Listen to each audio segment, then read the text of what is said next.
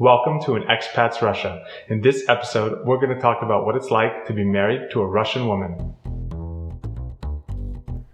Welcome to An Expat's Russia, where we dive deep into what Russia has to offer expats. Here are your hosts, Matt and Marcus.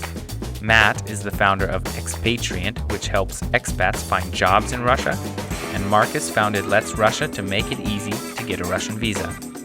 Between the two of them, they have over 15 years of experience in Russia. Is Russia the place for you? Let's find out. So, Marcus, let's kick it off. I know you're married to a Russian. I'm married to a Russian. Did you ever think that you were going to be married to a Russian? Yeah, that's a good question. The short answer, no. I did think about marrying outside of the United States. My mom being German, Sure. She wanted me to marry a nice German girl. But no, I didn't think about. I went to Russia when I was 18 for the first time, so it just kind of happened that way. And the joke that a lot of people hear is, was your wife a mail order bride? And I joke about that sometimes. Yeah. Like, I Just ordered went her online. Picked by the check boxes and she showed up, right? Yeah. So, no, I did meet my wife in Russia. My wife's name is Oksana, and we met in St. Petersburg in 2006. And then in 2009 we got married, but I never really thought about it that way. Sure. Until we met. Yeah. Sure. What about you? I would say the same. I grew up in rural Maine. I went to Russia the first time in 2009, and up to that point, it's hard to remember now, but I don't ever remember considering even dating someone from another country. Not that I didn't want to, but just the thought had never even crossed my mind growing up in rural Maine. And then once I moved to Russia in 2013, I met my wife in 2014, also in St. Petersburg. Okay. And we got married in 2017. We lived most of our time in Russia in Moscow, though. We met in St. Petersburg and actually moved together, not having been married, which was kind of surprising. I'd never thought about moving with a girlfriend somewhere, but it worked out for the best. Okay. But I think, going back to your initial question, anytime someone asks me now, would you consider marrying someone from another country, Russia specifically? I'd say absolutely. I think there's a lot of good things about getting to know people from other cultures, but we'll get into that, I guess. Yeah, we have lots of questions about that. The next question I want to ask was, what were the major differences maybe that you recognized when starting to date a Russian girl? Sure. Well, I will preface all of this conversation with the fact that my wife speaks English, but we don't speak English together. So from the beginning of our relationship, we spoke exclusively Russian. So I think I might have a slightly different take on this.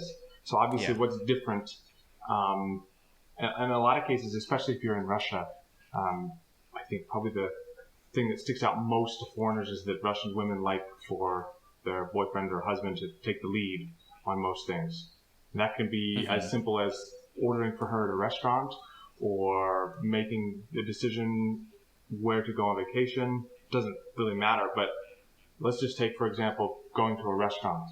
I remember when we first met, I spoke Russian, but I didn't speak Russian that well. My wife seems to fondly remember how well I spoke Russian, but that definitely was not the case.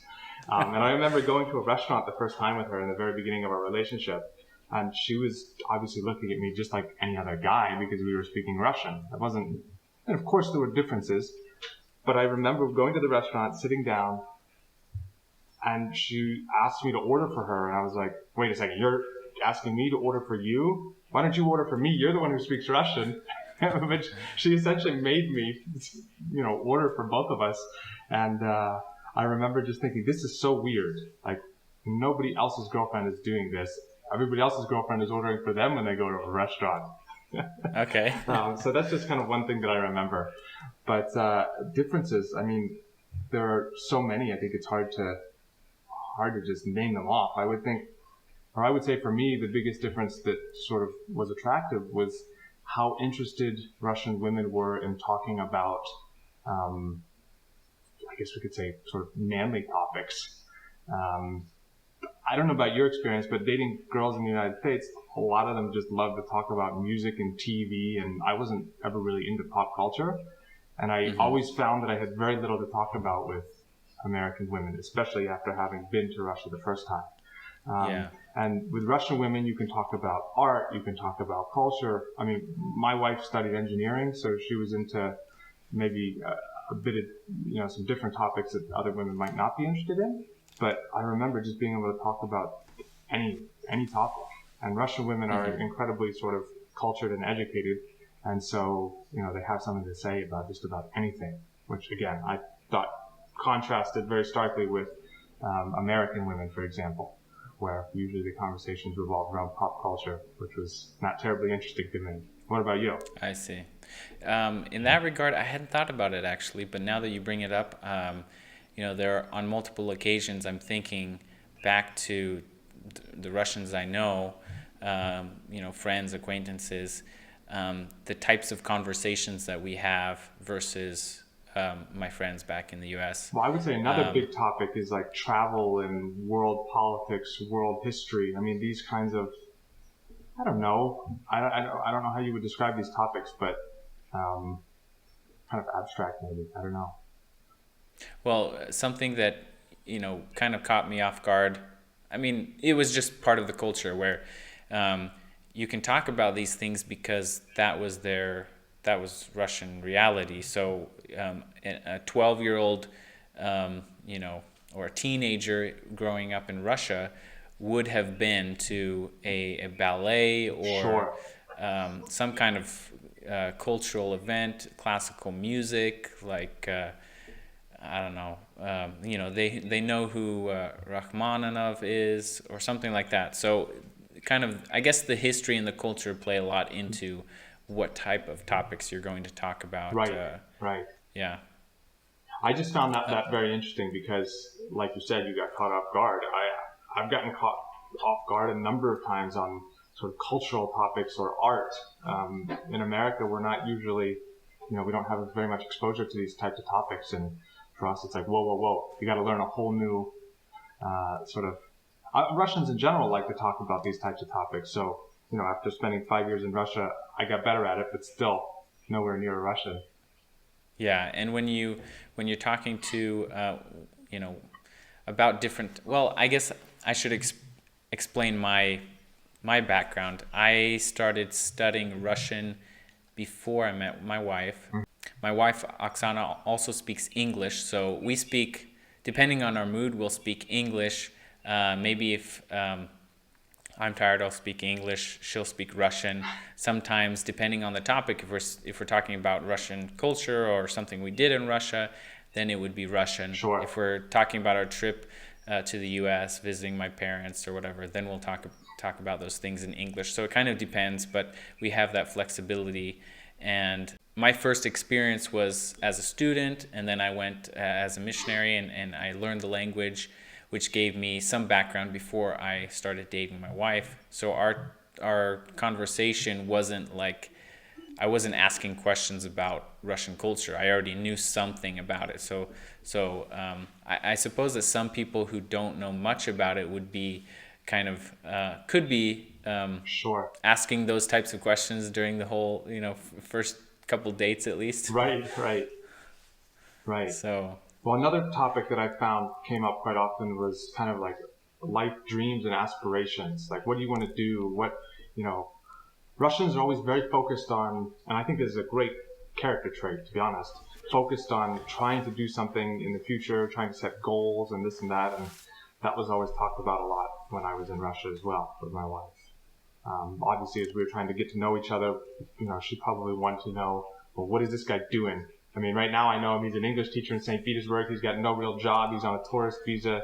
This is maybe not something that's going to go for very long. I mean, Russian women are, I would say, of most foreigners, relatively suspicious in that regard, that they're going to ask a lot of kind of exploratory questions. But I think that was part of the interesting aspect of the beginning of the relationship. I don't know about your experience, but... So I had known Oksana, you know, we were friends before we Right. started dating. So I had known her. The thing that brought us together was our, obviously our church. Yeah.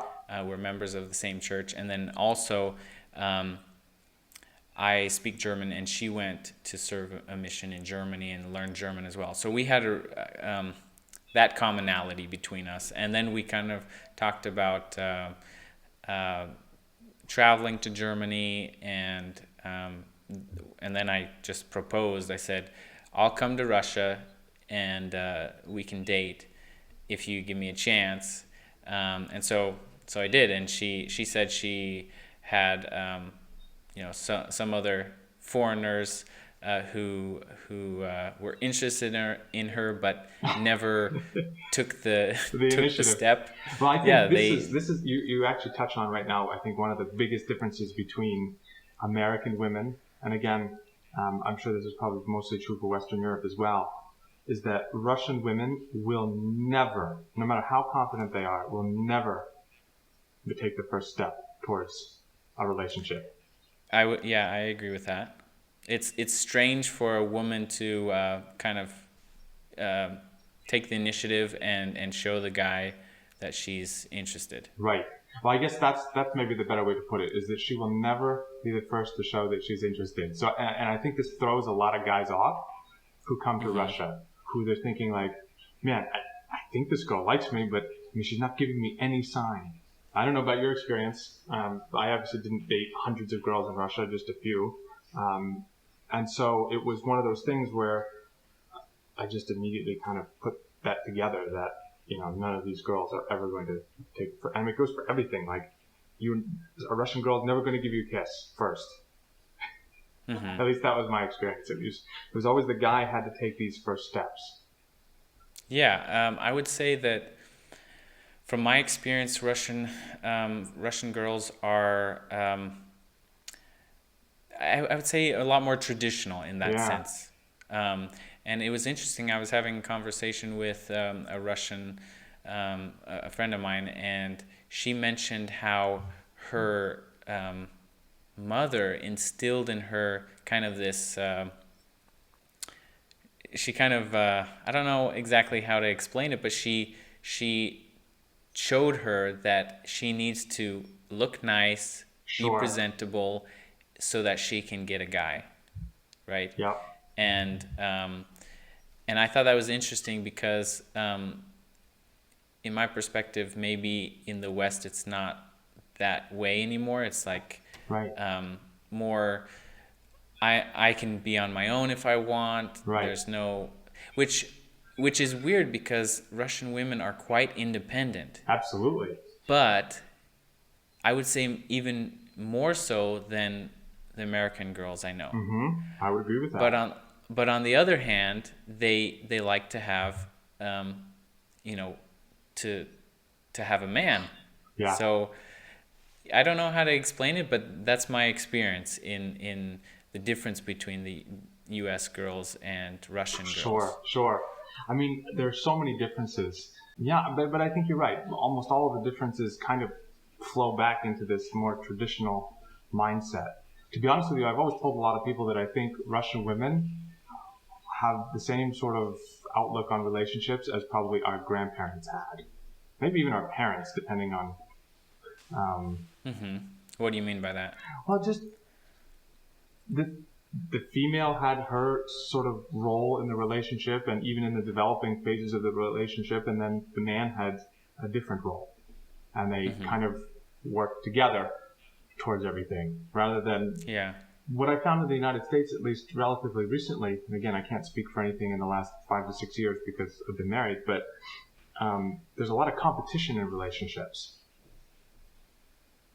I mean, I have a number of friends who, it's almost like a competition, who can earn more money. And I would hate having something like that in my relationship or in my marriage, right? This feeling of, Yeah. I have to compete with my husband or my wife. It'd be just a strange dynamic, I think. So it's hard for me to comment on that, just because also I've been married for 11 years, and I don't know what it's like anymore, but from a second person's perspective, I would say that. So if you look at the type of jobs that Russian women have, Mm-hmm. they're independent. They can be leaders.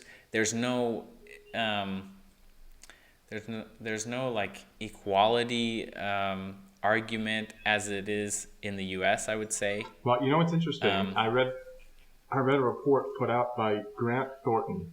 They're one of a big tax consultancy firm around the world. They have offices everywhere, including in Russia.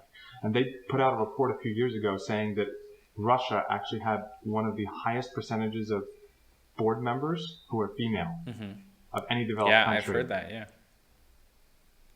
But if you read in the Western media about feminism in Russia and women's rights, it sometimes I see it and I'm like, what does this even mean?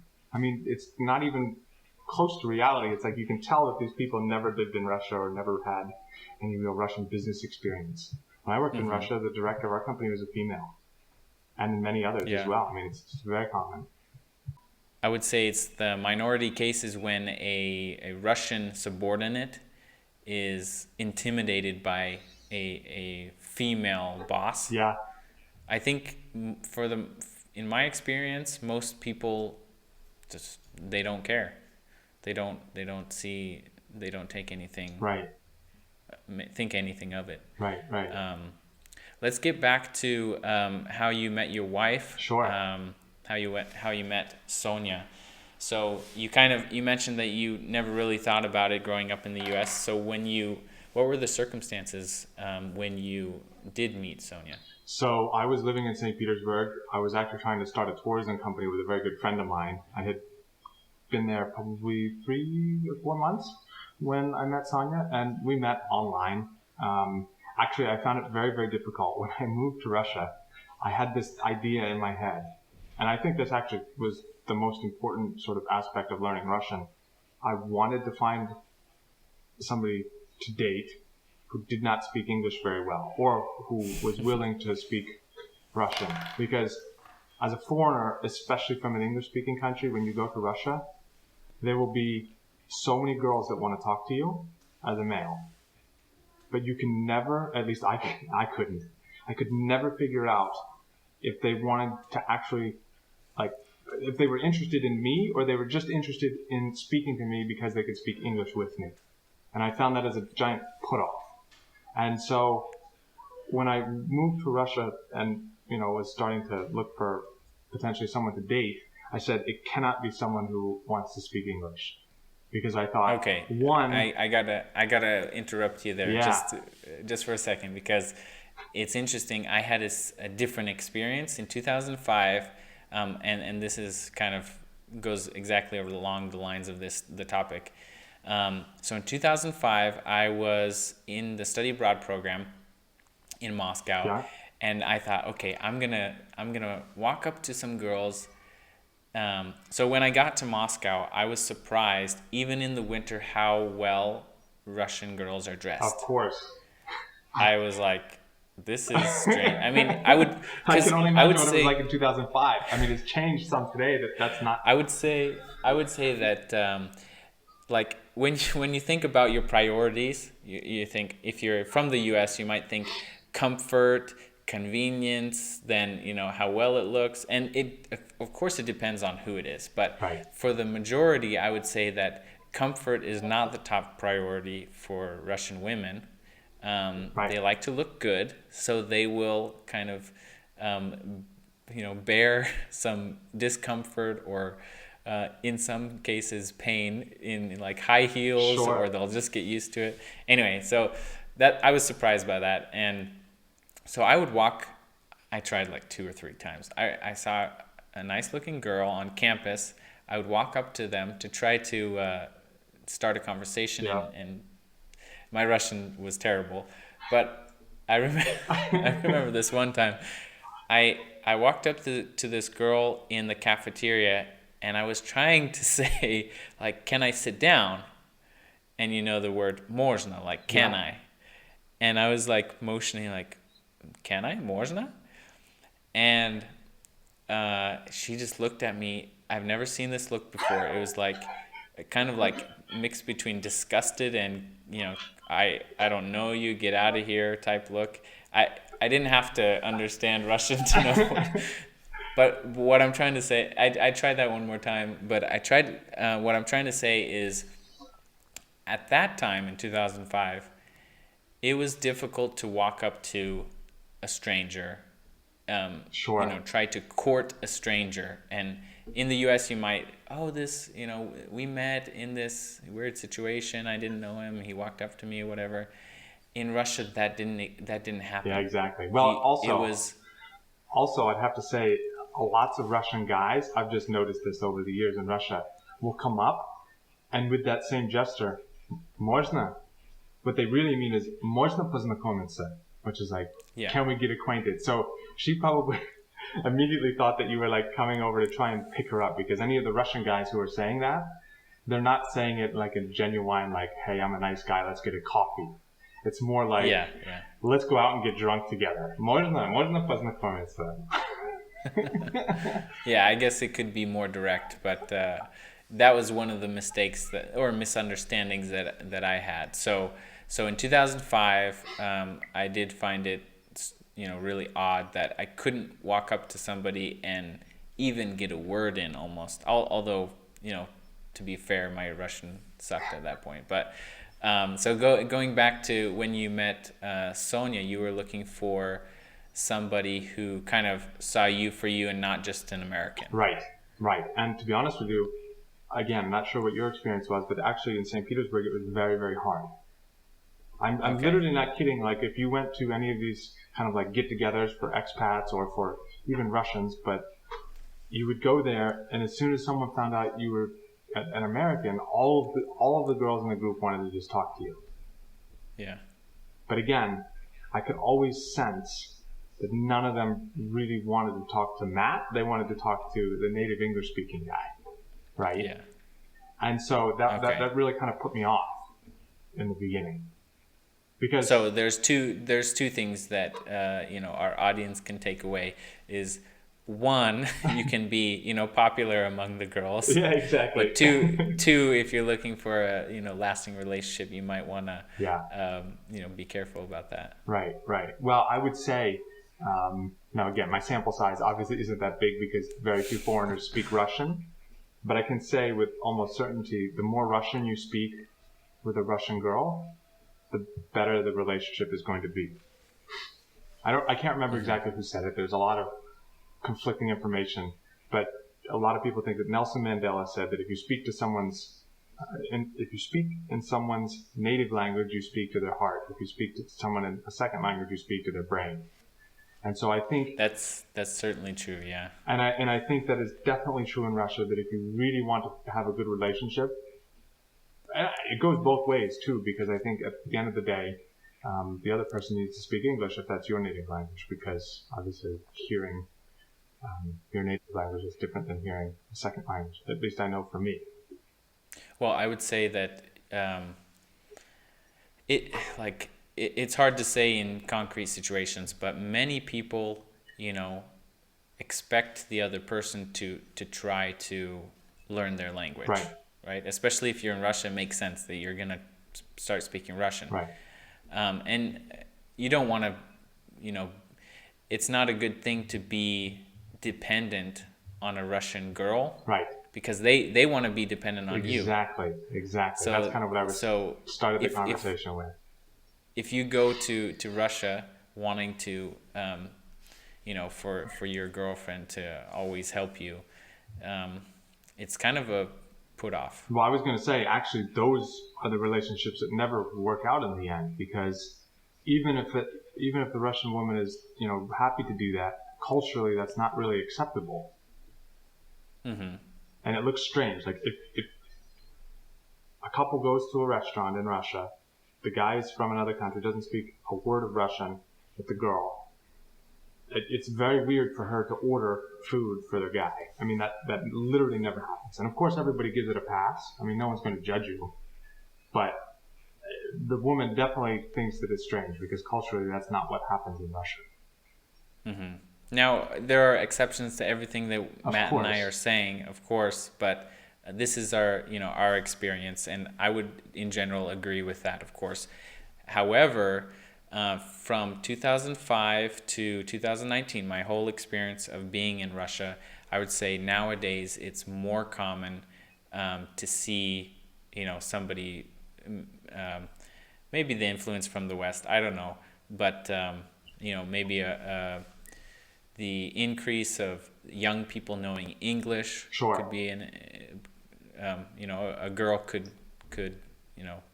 sit down and order for herself, of course, especially if the other person is a foreigner. But in general, I still think that's true what you're saying. Yeah. Now, again, I think this whole video, we're obviously generalizing based upon our own experience, and of course, there's exceptions to everything. So go back to you. Where did you meet Sonia, and kind of how long did it take to propose, and when did you know Sure. that you wanted to marry her? Sure. So we met in April. We started dating in April of 2014, and I proposed 2 years later, I think. What was really important for me, and I don't know, I'd be interested actually to hear your experience. I remember when we first started dating, and I told Sonia, I said, look, this relationship is going to be very different than any other relationship you've had. Because whether you like it or not, I'm from another country. At some point in our lives, we're going to live in another country, whether that's the United States, whether that's Czech Republic, whether that's Thailand, who knows. But it's just inevitable that it's going to happen at some point for some period of time. And I remember very distinctly, she's like, no, she's like, you don't know what you're talking about. It's not that big of a deal, blah, blah, blah, blah, blah. And the whole time I remember just thinking like, it's so hard to decide to marry this person without her never seeing the United States, for example. So I remember we went to the United States in 2015, the end of 2015. We'd been together for about a year and a half. She thought it was really interesting. She'd never traveled anywhere. We traveled to Vietnam, to Thailand, to Germany, to Czech Republic. We'd traveled a lot. And for me, the most important thing was understanding that this person is going to be able to move all around the world if we need to or want to. Yeah. And so that, for me, I love spending time with Sonia. That's obviously number one. But almost just as important for me is a willingness to want to travel and to see the world.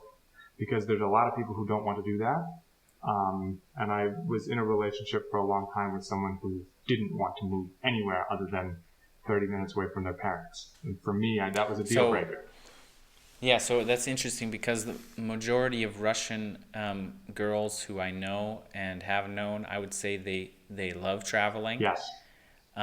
So to find, the probability of finding a Russian girl who doesn't want to do that is quite low. Well, the only reason I wouldn't say I was concerned, but I was conscious of the fact that she had never really traveled. It's very easy for someone to say, oh, I'd love to travel, I'd love to live abroad, but have never been abroad.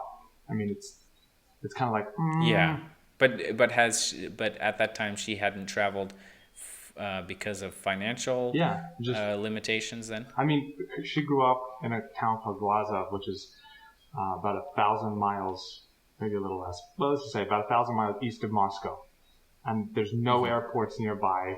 You have to take like an overnight train to Moscow and then fly from there, and it was. As she was growing up, her parents didn't have money to do that. I see. She'd gone to Bulgaria with her school. She was a standout singer in high school. So she'd been to Bulgaria for a few weeks, been all over Russia and Ukraine. But again, none of those countries are really much different than Russia, if you objectively compare to Western Europe or the United States. Okay, so you going back just a little bit, you skipped over the part I think people would find interesting. So you found it hard as an expat in St. Petersburg to meet Russian women without this kind of, oh, he's a foreigner type of reaction. So where did you meet her, and how did you get to the first date? So we met online, like I mentioned a few minutes ago. On a Russian site, English site? On a Russian site. I think it was on Contact, which was like the Russian social network. It was Okay. just like some group I remember posting in, and then I think I don't remember exactly, but we just agreed to meet. We started chatting online. We talked online for probably a week or two, like every other day Like online. private Yeah, messages, right? Okay. And then I was just like, we should meet up in person. And I remember her saying immediately, like, I just So got out of again, a you long took the first relationship. step. Yeah, exactly. I just got out of a long relationship. I'm not interested in a relationship. And I was like, okay, whatever. But I mean, I don't want to sit here and just text message someone back and forth all the time.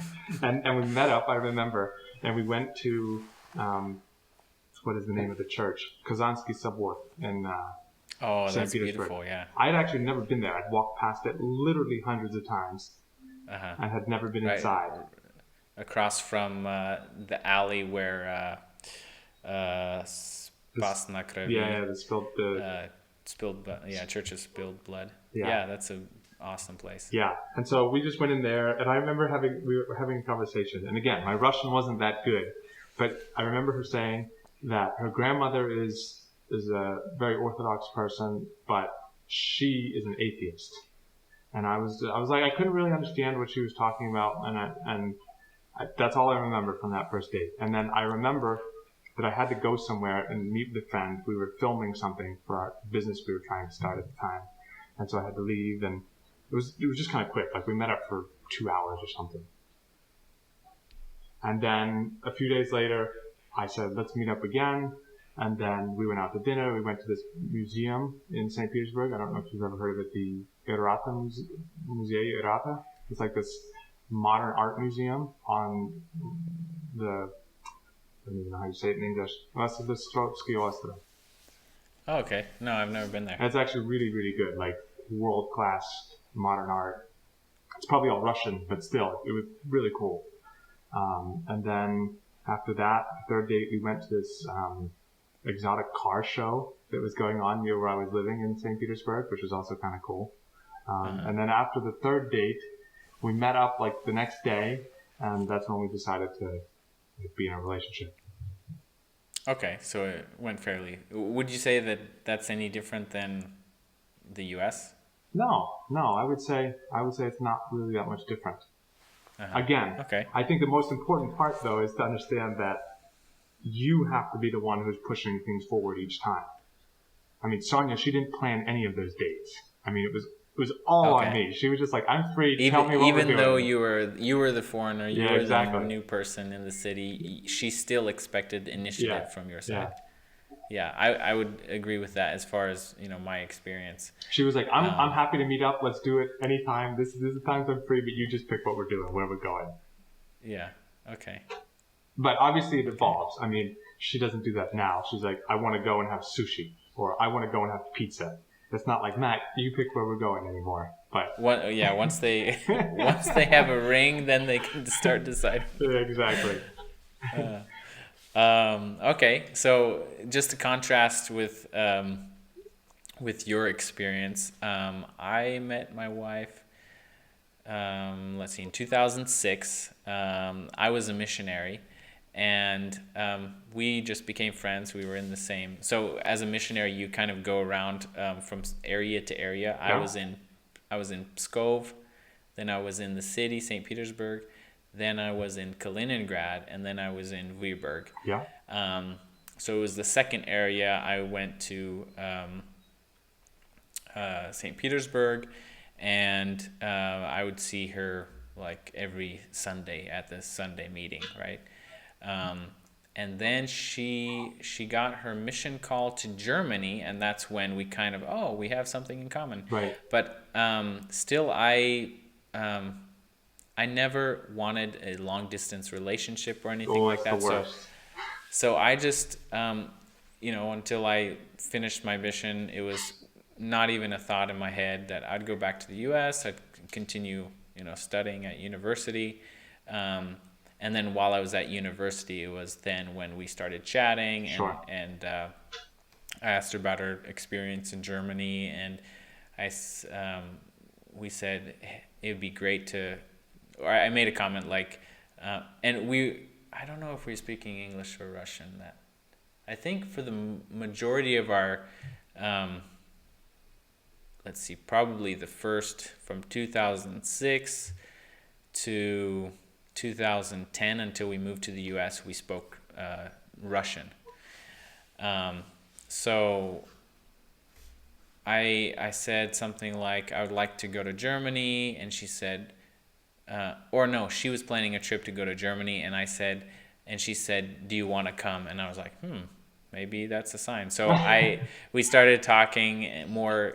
I kind of saw her as potential girlfriend, and then we, the more we talked, the more I understood that this is the type of girl that I would like to be with. So I made the jump to go to Moscow. I didn't want to go back to Russia in the winter specifically, but that's just kind of how it happened. She got a job in Moscow. I got an English teaching job in Moscow. And we spent from end of December to April together, and we got married in April. Oh, so, nice. I didn't know that, actually. We knew each other for 3 years, but we were actively dating for four months together, like in the same country, city, and then I think like a lot of Russian, I don't know how it is now. I mean, at that time in 2009, I would say a lot of Russian girls liked the idea of being married and starting a family. I think a lot do still. Absolutely. More than especially Americans. Especially if you leave Moscow and St. Petersburg. I would still say the average girl is very much focused on getting married and having a family. Yeah.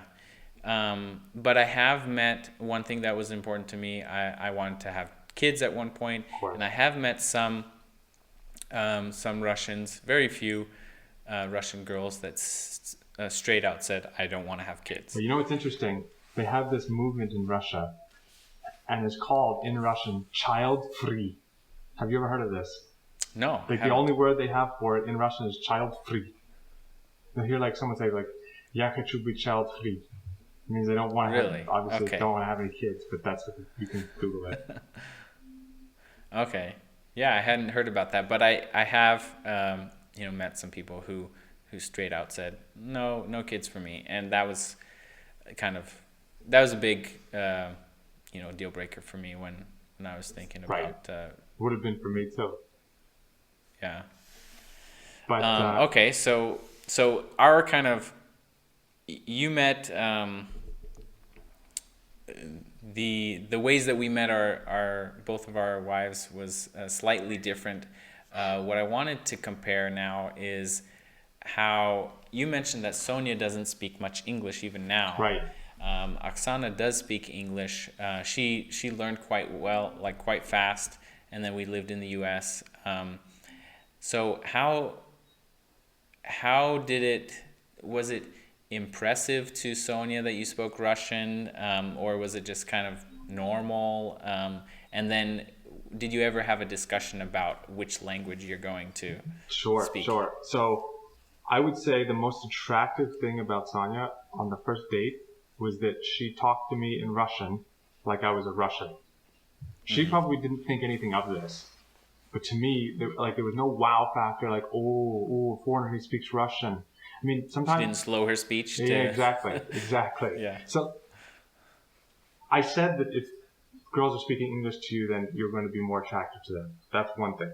But there's also another subsect of girls who are really attracted to guys who speak Russian well. And I found that both of those groups are kind of similar. And then you have just normal Russian girls who react to you almost as if you're a Russian. Yeah. And I found that group to be much, much better in terms of being able to read what they were thinking and understanding, where their intentions lie. So, like, Sonia, for example, like I said, she spoke to me as if I was a Russian and, no special treatment. And to be honest with you, it was really hard in the beginning. I remember, I think it was our first or second date. We were sitting at this one coffee shop, and she was just talking, like the entire date. And I was just like, yeah, like only understanding 60% of what she's saying. Uh-huh. That's at least how I remember it.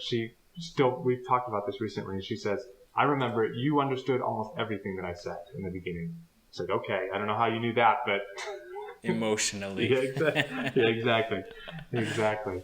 I mean, she doesn't speak English with me. She knows English. She's gone to some English classes here in the US for almost a year. The problem actually is that once you start a relationship in one language, it's very hard to change it, especially after a Yes. couple of months or even years. I mean, we lived in Russia together It for will almost feel 5 years. weird speaking the other Yeah, language. I mean, it absolutely feels weird for me to speak English to her, and it definitely feels weird for her to speak English to me. So we just don't Okay. do it. Yeah. I don't. I know a lot of people who, date Russian women and they only speak English, or I have acquaintances who the wife is Russian and the husband is a foreigner and he doesn't speak Russian, and so they speak English like broken, well, not broken, I mean good enough English, Right, obviously. And I know some foreigners who live in Russia, and they have that's their life, right? They speak English, yeah, so to both of them it's a non-native right, language. I always thought that would be strange. right. I can't Um, imagine that. I honestly, I cannot even imagine living in Russia and not being able to at least basically communicate. yeah. I mean, can you imagine going to the store and not being able to read what you're buying? I mean, literally no labels are in English in Russia unless I it's think I imported think products. that's what makes maybe your and my experience in Russia so rich, and as opposed to just visitors. Right. I was on I was on a train, the Trans-Siberian Railway, Mm-hmm. last in November 2019, and I remember just I knew this, but I didn't really feel the difference. So a German guy was on the train, a couple compartments down, Yeah. and he was like, he was asking me something about Russian, and I speak German too, so we kind of went in and out of English and German. But I explained, I gave him like a 5 minute lesson on Russian culture and Yeah. why they do the things they do, and he's like, he looks at me, he's like, that makes way more sense now. And I was like, if you don't know basic Russian or kind of, culture Right. or history, then you're missing a lot. Exactly. So if you're going to Russia, if you're going, especially if you have a Russian girlfriend you're going to visit, or I know when we do visas, uh, a lot of people want to go and visit a girlfriend or somebody they've been talking to, and they're getting more serious. So it's important to take the time Exactly. to So I think go through those things. so I think with that we should try to wrap it up here and I mean think about what would we advise if you're dating a Russian female or thinking about getting married. What do you think is the most important? And then I'll share my. So I think we already covered a lot as far as taking initiative, taking the first Yeah. step.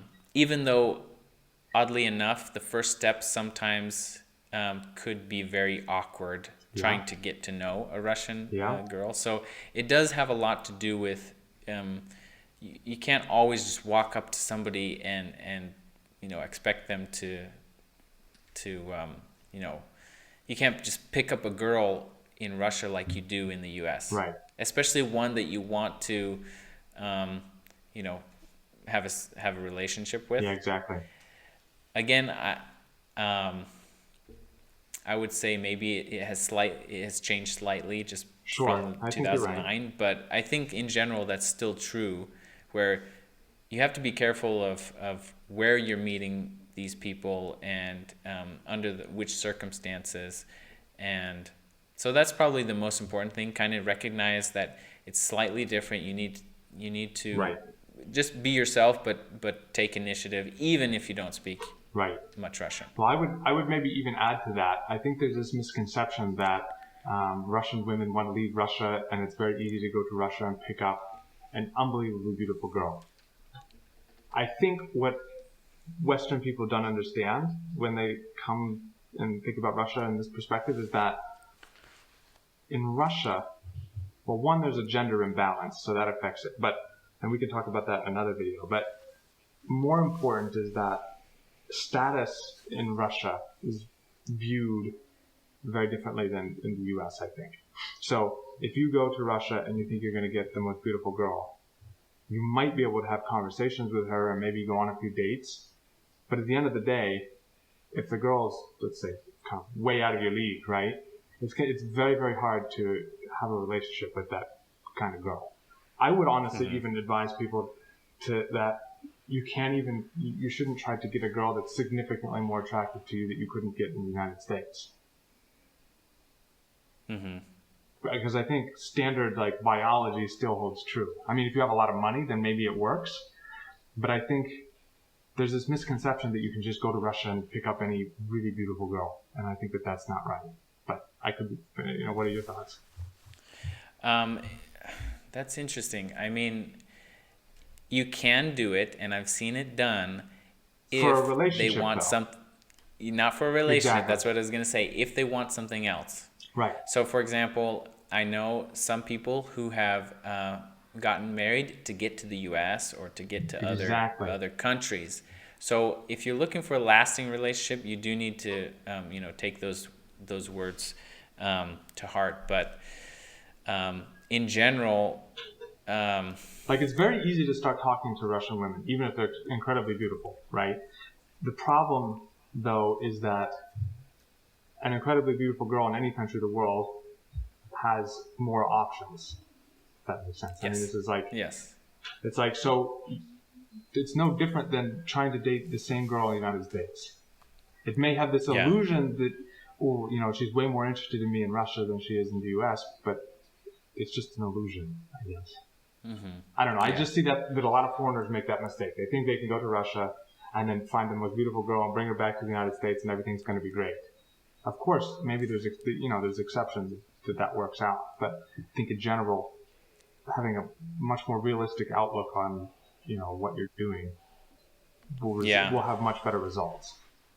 Yeah, I would agree with that in general, and also I guess to kind of give people some advice who may already have a Russian girlfriend or they're thinking of going to Russia. Just from my experience, my personal experience, and also we do visas all the time. So when customers call, let's Russia, or they write in, and we're getting into details like personal details. So we process their application, we have their passports, and we send it. We take it to the consulate, and we get their visa, and in chatting with customers, they tell us why they're going, right? Why they're getting a tourist visa, why they're getting a private visa. And it's not uncommon that people are going to meet somebody. But there have been instances where it was quite clear to me that the girl, just in the conversation with the person, and it's mostly girls, it's not... I mean, it's mostly guys going to Russia to meet a girl.